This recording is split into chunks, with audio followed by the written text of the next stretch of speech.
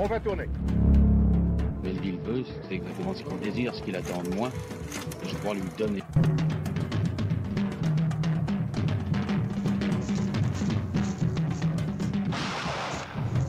Si vous voulez, mes truands sont aussi vrais que les faits des contes d'enfants. Ça n'existe pas, les truands, comme je leur prête vie. Je n'en connais pas, j'en ai connu de toutes sortes, j'en ai jamais connu comme les miens.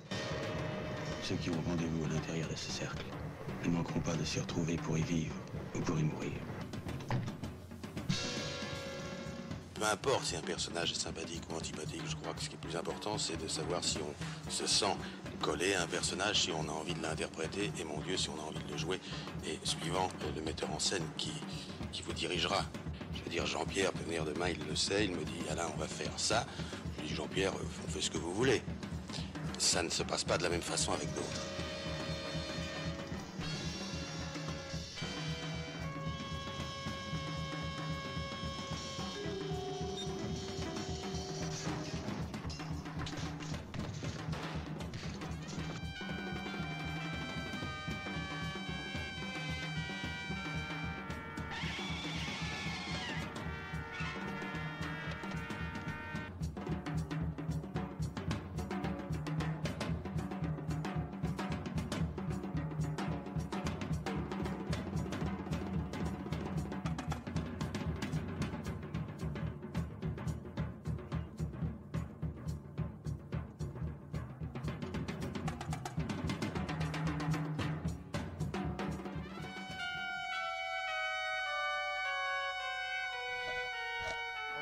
Alain Delon, c'est l'ultime star du cinéma français.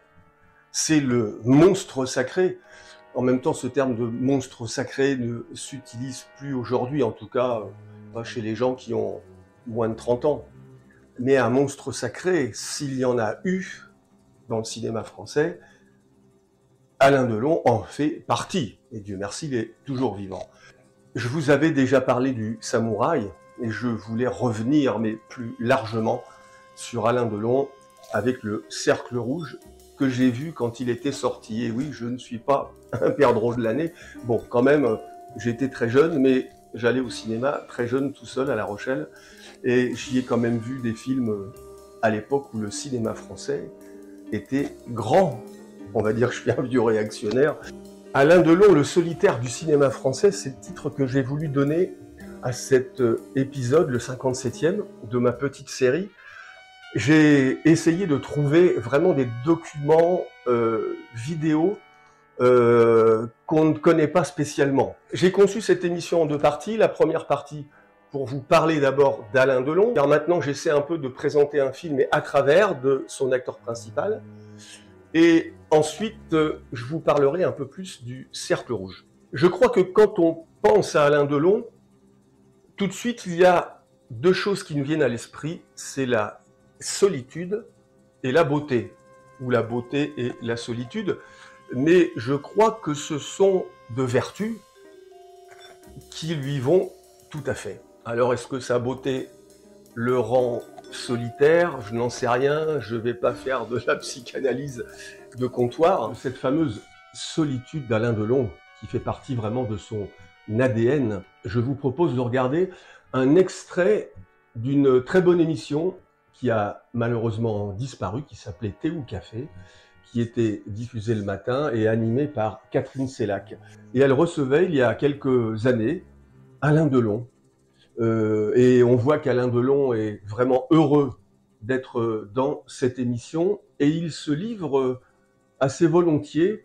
C'est quand même quelqu'un d'assez secret et pour le faire parler, il faut se lever de bonne heure.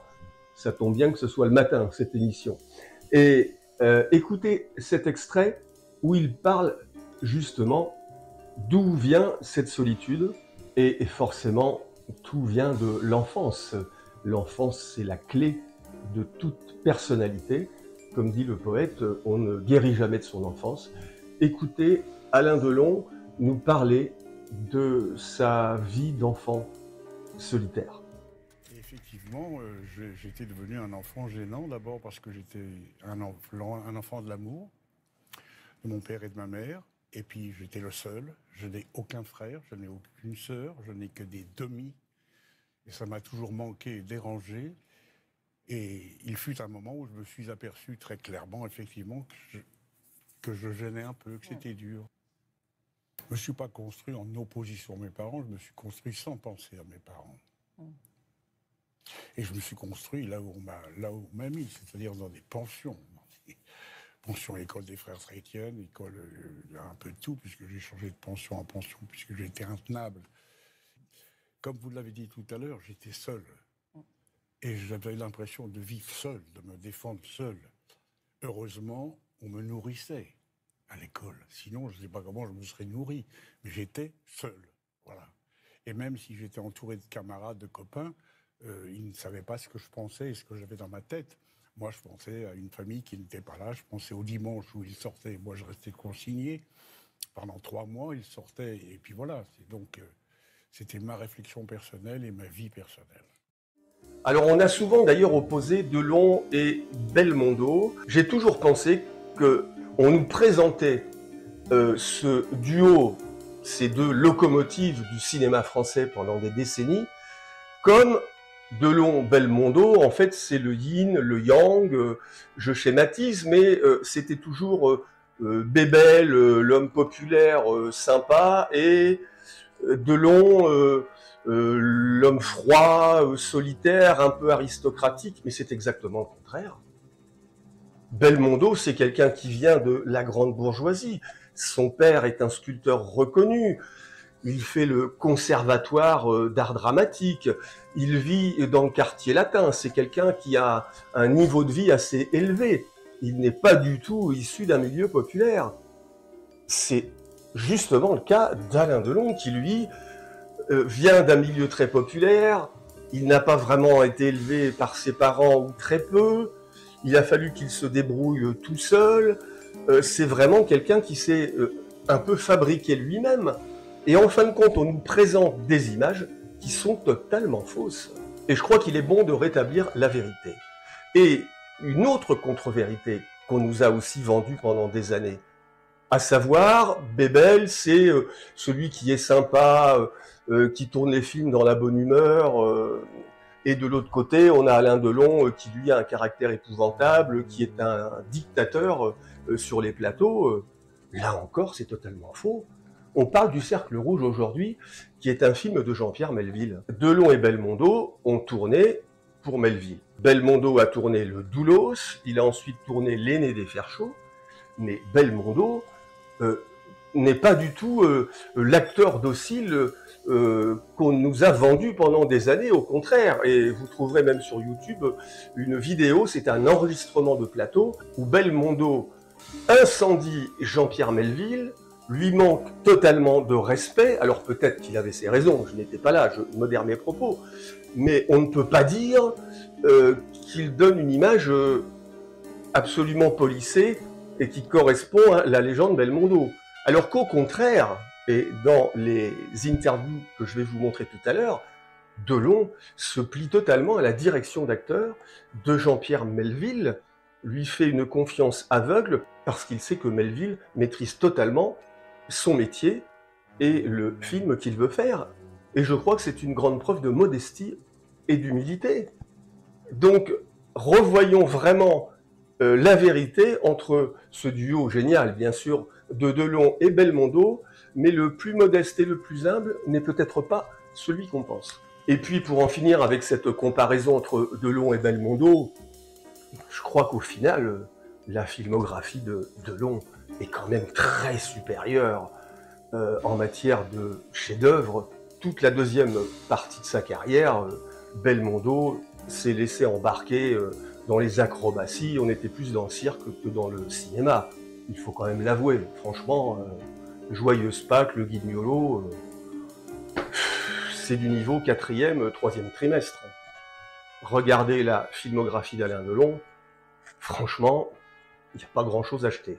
Alors évidemment, je suis plutôt Delon que Belmondo, peut-être que vous préférez Belmondo, mais bon, comme vous le savez, il faut exprimer ses avis en matière de cinéma. Nous sommes animés par une certaine passion, donc c'est le moment de dire ce que l'on pense. Et donc j'attends vos commentaires, auxquels d'ailleurs je réponds à chaque fois et avec assiduité. Après cette parenthèse sur le duo, la course entre ces deux monstres sacrés, Belmondo, Delon, Belmondo, mais bon, il était quand même obligatoire d'en parler. Revenons sur la solitude, sur le personnage de Solitaire d'Alain Delon. Et je voulais vous montrer un autre document, après les confessions d'Alain Delon à Catherine Sellac, sur son enfance d'enfant seul et quelque peu abandonné. Dans une émission de la radio-télévision suisse, un très bon intervieweur, vous allez le voir, qui connaît bien le cinéma et qui, là aussi, met en confiance Alain Delon. Et Alain Delon, c'est quelqu'un qui reconnaît les professionnels, ceux qui ont travaillé notamment leur émission, leur interview avant d'arriver sur le plateau. Pas comme aujourd'hui, certains qui arrivent les mains dans les poches et qui n'ont absolument pas travaillé, qui font confiance à leur télégénie. Bref, petite parenthèse refermée, Alain Delon revient sur cette solitude. Le journaliste de la télévision suisse pose une question plus complète sur la solitude. Il n'y a pas que la solitude dans son être privé, il y a aussi la solitude professionnelle. Et qu'est-ce qu'amène à Alain Delon cette solitude? Vous allez voir, sa réponse est très intéressante et très éclairante sur son mode de vie et sur ses choix professionnels. Écoutez.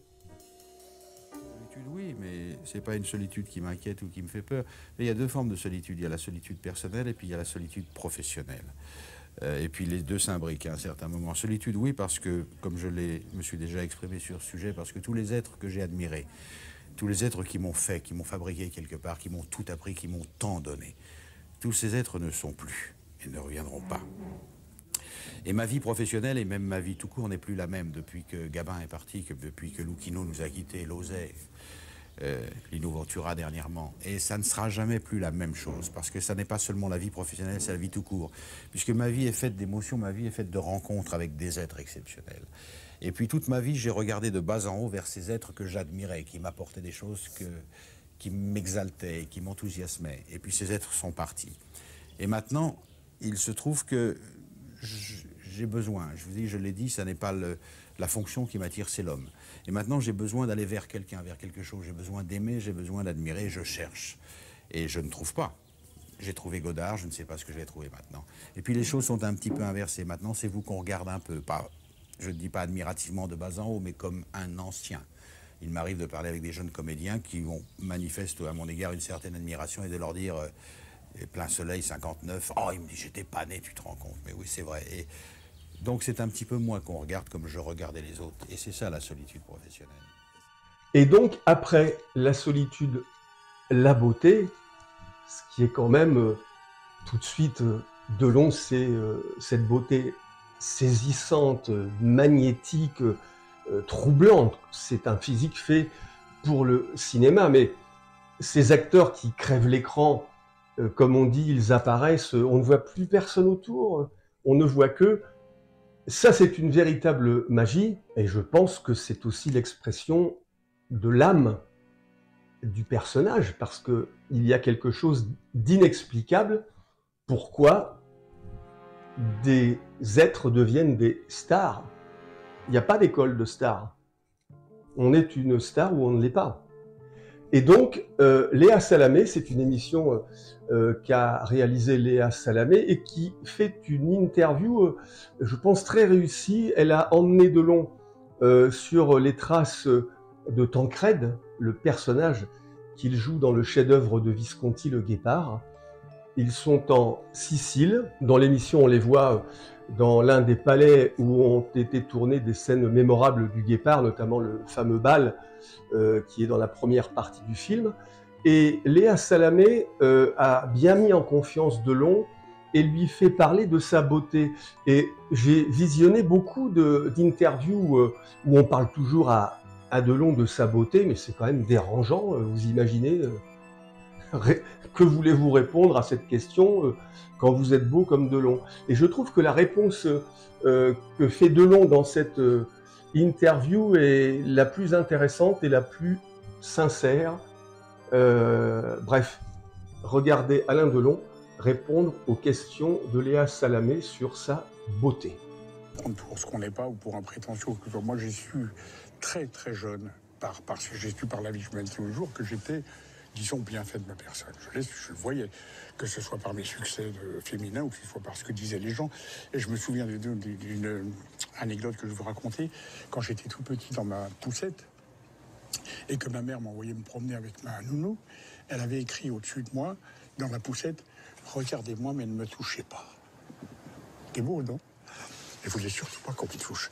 Bon, et j'ai su très tôt que j'étais, que je plaisais aux femmes, que j'étais beau, oui, ça faut. Aux femmes, aux hommes.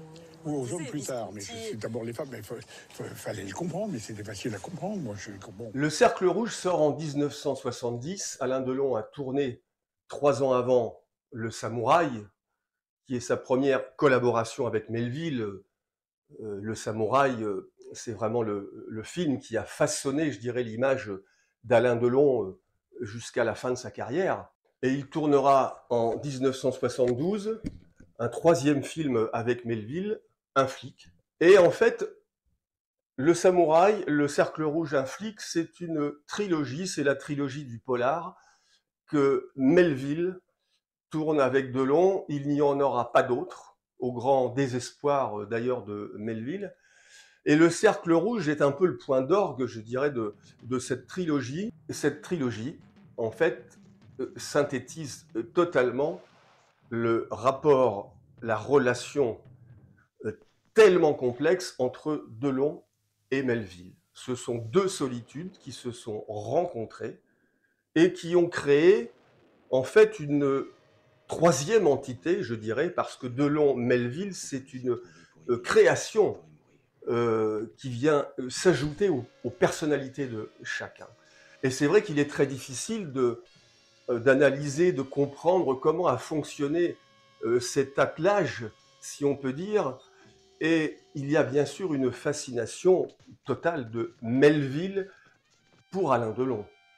Alain Delon, cette beauté hors du commun. Melville vit à travers Delon une vie rêvée, fantasmé. D'ailleurs, le cinéma de Jean-Pierre Melville est un cinéma de fantasme. Vous avez entendu au début de la vidéo quand il dit « Mes voyous, ils sont aussi réels que les fées dans les contes pour enfants ». Et cette relation vraiment très forte, presque un peu mystérieuse, entre Delon et Melville, il est donc très difficile de l'appréhender. Je vous propose de regarder un extrait de Monsieur Cinéma. Alors là, c'est l'émission que je regardais quand j'étais petit, en bout de table, à la maison, noir et blanc, il y avait qu'une chaîne ou 2. C'était à 13h après le journal télévisé. Et après la partie jeu de l'émission, Pierre Tchernia recevait Gabin, Delon, excusez du peu. Et là donc, ce dimanche, Alain Delon est l'invité de Pierre Tchernia et il vient présenter le Cercle Rouge et parler de Jean-Pierre Melville. Et donc, je vous propose de regarder cet extrait de Monsieur Cinéma qui date de 1970. Merci Pierre, un plaisir à partager. Oui, mais le grand plaisir, je crois, que vous avez, que j'ai et que peuvent avoir les spectateurs depuis 3 jours, c'est de voir le Cercle Rouge. Ah, mon Dieu, je le pense, si j'en juge par l'afflux devant les cinémas, je crois qu'ils ont plaisir à le voir, du moins s'ils suivent les indications de leurs amis qui en sortent. Moi, je dois dire que j'ai eu grand plaisir à y participer et à le voir aussi. Oui, bien sûr. Et même d'ailleurs, je crois. Je crois que non seulement c'est un très bon film, un très grand film, même, mais dans l'œuvre de Melville, c'est encore un pas de plus vers l'immense qualité. C'est un pas de plus vers je ne sais quoi, parce qu'on se demande finalement où ce diable d'homme va arriver, parce que personnellement, je pense que c'est sa plus belle réalisation, son meilleur film. Et le problème vient toujours après. On se dit ensuite et après, que va-t-il faire? Je dois dire d'ailleurs que par rapport à vous, quand on a vu et aimé Le Samouraï, c'est un très beau film, on sent que le personnage, que l'idée que Melville se fait de vous est en train de mûrir, que le personnage quitte la jeunesse lyrique pour arriver vers un âge plus réfléchi. Vers une certaine maturité, oui, d'homme comme d'acteur. Moi, je le souhaite. D'ailleurs, je considère personnellement le Cercle Rouge comme un peu un super samouraï. C'est un thème qui est cher à Jean-Pierre, qui est le thème de la solitude. Et alors que dans le Samouraï, le personnage central et pratiquement principal et unique était ce Jeff Costello, ce solitaire, le thème propre du Cercle Rouge est 4 solitudes et 4 loups solitaires qui se rejoignent et qui convergent l'un vers l'autre et qui se retrouvent finalement dans ce Cercle Rouge, qui est le titre même du film. Oui, d'ailleurs, il y a toujours une intention de moraliste chez Melville. Tout le temps, oui, assez asiatique d'ailleurs. Et je dois dire que le scénario est beau, la mise en scène est belle, et puis il y a une distribution absolument éclatante. Et c'est un plaisir de vous recevoir. Donc je ne peux pas vous jeter des fleurs au visage, Alain, mais vous le savez, on vous l'a dit à quel point votre rôle est bien interprété, bien dirigé aussi. Et puis il y a à côté de vous Yves Montand, qui joue un personnage tout à fait curieux et pittoresque. Ça a dû beaucoup l'amuser. Il l'a passionné, oui, c'est assez, enfin, le mot assez nouveau pour lui. Oui. Juste. Et puis il y a Bourvil.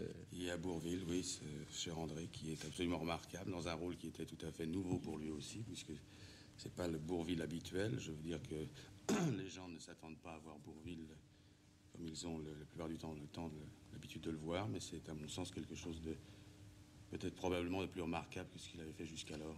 C'est-à-dire que ce qui est terrible, c'est de penser que nous l'avons perdu et qu'on a perdu du même coup toutes les occasions de le retrouver dans des rôles encore très différents. Et je crois que là, d'ailleurs, d'après ce que dit Jean-Pierre Melville dans les interviews, lui-même, Bourvil ne se sentait pas à l'aise au départ. Non, il n'était pas du tout à l'aise, il était très inquiet. Et puis il y a une confiance qui est née entre le metteur en scène et le comédien. Une union entre deux, oui. Et on est arrivé à ce grand rôle, dans ce grand film. Et pour rentrer encore un peu plus dans ce film, Le Cercle Rouge, qu'on ne se lasse pas de revoir, je vous propose de regarder un très court extrait d'une interview de Jean-Pierre Melville. On lui pose une question très simple. Qu'est-ce que c'est que ce fameux Cercle Rouge? Et après, quand même, je vais vous préciser quelque chose parce qu'il est assez facétieux, Melville, mais écoutez-le présenter Le Cercle Rouge et la signification de ce titre assez étrange parce que dans le film, on ne voit aucun cercle rouge. Écoutez Jean-Pierre Melville.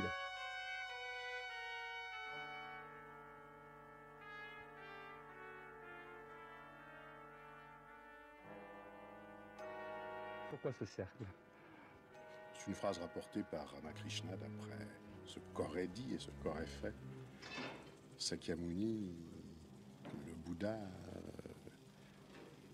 Siddhartha Gautama, appelez-le comme vous voulez, qui avait pris un morceau de cercle rouge et qui avait fait un trait en disant les hommes qui ont rendez-vous à l'intérieur d'un cercle s'y retrouvent toujours quoi qu'ils fassent. C'est-à-dire que c'est l'idée de ce soir à Samarcande, puisqu'il est aussi question de la mort que de la vie, mais en même temps, c'est l'idée du rendez-vous à plusieurs, avec la vie ou avec la mort. C'est-à-dire on peut suivre parallèlement la destinée de gens qui ne sont pas faits du tout pour se rencontrer, mais qui tout à coup se rencontrent. Et tout est modifié à cause de leur rencontre.